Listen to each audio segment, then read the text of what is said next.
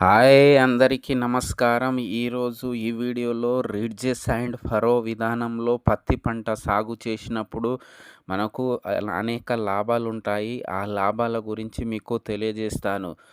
మనము పత్తి పంట మనము ఈ విధంగా రిడ్జెస్ అండ్ ఫరో విధానంలో సాగు చేసినప్పుడు చాలా లాభాలుంటాయి.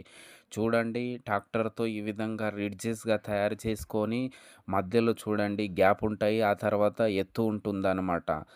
ఎత్తు ఉన్న ప్లేస్‌లో మనము విత్తనాలు విత్తుకుంటాము. విత్తనాలు ఆ విధంగా విత్తుకున్నట్లయితే మనకు మొలక అనేది ఈ విధంగా వస్తుంది. అంటే ఆ ఎత్తు భాగంలో మనకు చెట్లు అనేది పెరగడం జరుగుతుంది.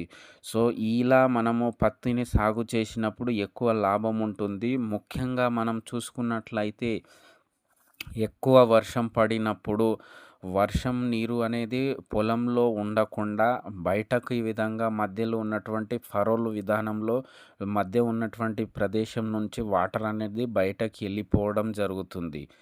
అదే విధంగా వర్షం పడని పరిస్థితిలో అంటే ఎక్కువ రోజులు గ్యాప్ వచ్చినప్పుడు వర్షం రాక మనము వర్షం పడినప్పుడు వర్షం వెళ్ళిపోతుంది. అదేవిధంగా వర్షం పడక ఎక్కువ రోజులు మనకేమైతదంటే ఆ గ్యాప్ వచ్చినప్పుడు భూమిలో తేమ శాతం అనేది అలాగే ఉంటుంది.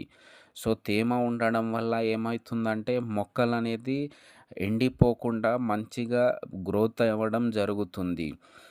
అదేవిధంగా కలుపు సమస్య అనేది మనకు తక్కువుంటుంది.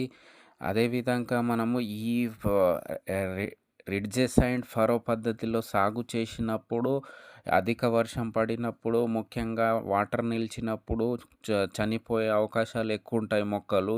ఈ విధంగా మనము రిడ్జెస్ అండ్ ఫరో పద్ధతిలో సాగు చేసినప్పుడు అలా అనేది జరగవు. కాబట్టి ఈ మెథడ్‌లో మనము సాగు చేసుకున్నట్లయితే ఎక్కువ లాభం ఉంటుంది. అలాగే దిగుబడి కూడా సాధించవచ్చు మనం ఎక్కువగా.